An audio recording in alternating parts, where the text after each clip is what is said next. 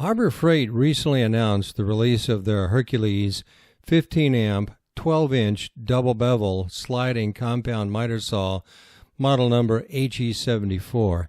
So in this video, we're going to take an in-depth look at this power tool. So let's get started. Just like any other power tool, make sure you read, understand, and apply all the operational and safety instructions found in the manual, and make sure you've got a good set of eye protection as well as hearing protection. Let's take a look at some of the specifications. This is a 15-amp, 12-inch double bevel sliding compound miter saw, as I shared with you earlier. It does come with a 60-tooth blade. It runs out at about 4,100 RPM. Does come with dust control. Weighs in at about 54 pounds. Miter left is 50 degrees and miter right is 60 degrees. Left and right bevel are both 49 degrees. It will cut 14 inches horizontally. It'll also cut a 7.5-inch crown molding vertically nested. It'll also cut a 6 3/4-inch baseboard against the fence. Setup is nothing more than unboxing and screwing in the miter lock knob, so about 5 minutes.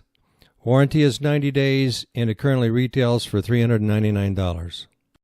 Now let's check alignment from the factory for the miter gauge. As you can see here, it is spot on from the factory.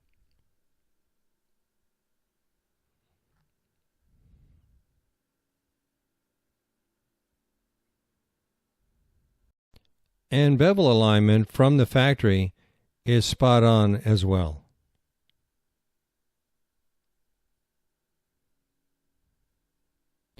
Should it be necessary to adjust any of the scales on this miter saw, it's pretty easy to do. On this scale, there's 2 screws on this left-hand side, and then there is this little indicator right here that can be adjusted. And then again on the right-hand side, there's 2 screws, so if you loosen all 4, you can adjust that scale. And on the bevel, that little red indicator there is adjustable on the right-hand side, and it's also adjustable on the left-hand side. So it's relatively easy to adjust these scales if for some reason this miter saw gets somewhat out of alignment. The miter control mechanism is easy to adjust. All you have to do is loosen this knob, pull up on this little trigger right there, and then slide it to the position that you want it, let go, and then tighten it down. Pull up on the trigger again, pull it back, let go, and it'll go into the detent for you. And all you have to do is tighten it down in the position that you're looking for. Also, you can loosen it, pull up on the trigger, and then push this red knob in. And then you're not going to have to hold the trigger as you move it back and forth against the scale. It won't fall into any of the detents until you release it. To release it, all you have to do is pull that little trigger again. You can see the knob fall back into place, and then it's going to fall into the next detent for you. Tighten it down, and you're ready to go. Again, pull the trigger, pull it to where you want it, and you're off and ready to go. The bevel control mechanism has 3 standard stops controlled by this lever right here. So all you have to do is release the bevel control mechanism, pull this lever back just a little bit, begin to slide it, push it back forward, and it's going to stop at the first standard stop of 22.5 degrees. Do the same thing again, pull it back, push it forward again, and it's going to stop at 33.9. And the third and final stop is 45 degrees. Pull the lever back, push it forward, it'll stop at 45. If you pull it back one more time and let it go, it'll go all the way over to 49 degrees. If you need to stop anywhere in between the standard stops, just lock it down and you're ready to go. Of course, the stops will work going back the other way, but lock it into place, bring it all the way down, and it'll stop at 0 degree bevel. So you have 3 standard stops on the bevel control mechanism. The fence comes with 5 pre-drilled holes on the right hand side, 3 on the top, 2 on the bottom. Same thing on the left hand side. So if you want to put some stops in or put some kind of jig onto your fence, you can do so using these holes. Let's take a look at the controls from the right hand side of the saw. This is the trigger mechanism, on-off power switch, and it's on when it's plugged in. This is the switch for the light, which I'll show you here in a little bit. And it does have a handle on the top. The motor is on the top left as opposed to direct drive to the blade itself, and that's the transmission there. And this is the depth control mechanism. I'll show you a little bit more about that in a minute. And the dust control intake, as well as the dust control bag itself. And this cord wraps around and flows through one of the tubes to come out all the way out the back so it doesn't get tangled in anything.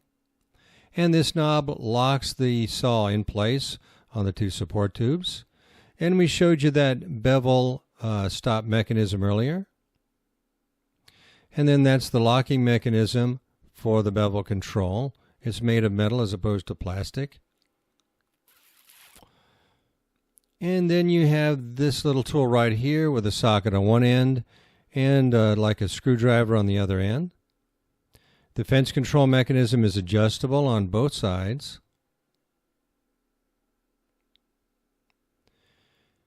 And then you have holes on this side if you want to add extensions. 2 holes here in the front and 2 holes in the back. And the same thing on the other side, so you can bolt it down to either a bench or to a portable stand. This is a close-up of the cut depth control mechanism. It's controlled by this little bolt right here and this little wing nut. All you have to do is adjust it. And then this lever flips up out of the way if you don't need it. If you need it, press it down. Bring the saw down and it stops right there. So that is the cut depth control mechanism.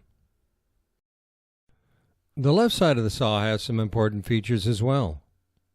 As I mentioned earlier, this is the motor up top.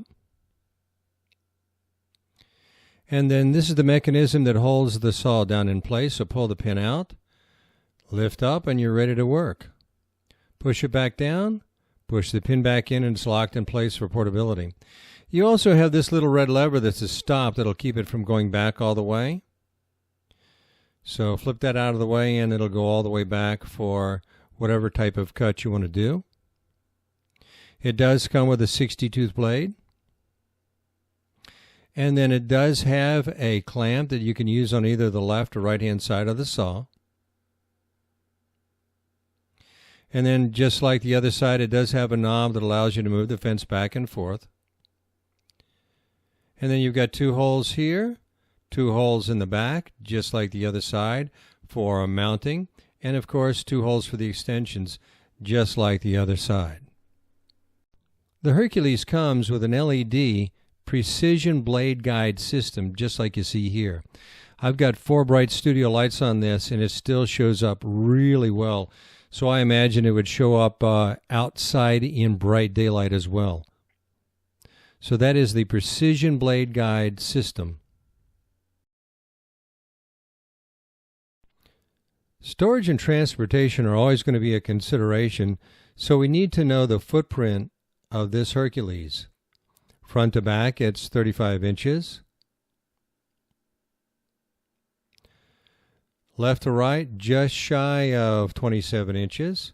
With the handle down, it's 20 inches tall, and with the handle up, it's 29 inches. So that's the footprint for the Hercules. As with any power tool, we need to know what the noise level is so we can take appropriate measures.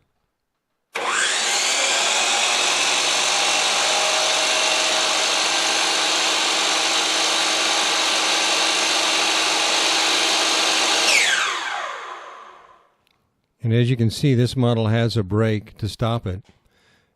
But right here it's at 93.9, which means you need to use hearing protection, especially if you're working in an enclosed area. Looking at this chart, that noise level falls somewhere between a lawnmower and a farm tractor. So make sure you have the right kind of hearing protection anytime you're operating this miter saw. Some time ago, I produced a video titled How to Get the Most Out of Your Miter Saw. If you're new to miter saws, it's a good video for you to check out. If you've been using miter saws for some period of time, it might not be a bad refresher. I put the link to that video in the description below. I've also produced a number of other miter saw review videos, so make sure you check them out. I've put the link to the playlist in the description below too. Well, I hope you found this video useful. If you did, please press like and share with your friends. If you're not already a subscriber, I would love to have you as a subscriber. Thanks for watching, and as always, good luck on your projects.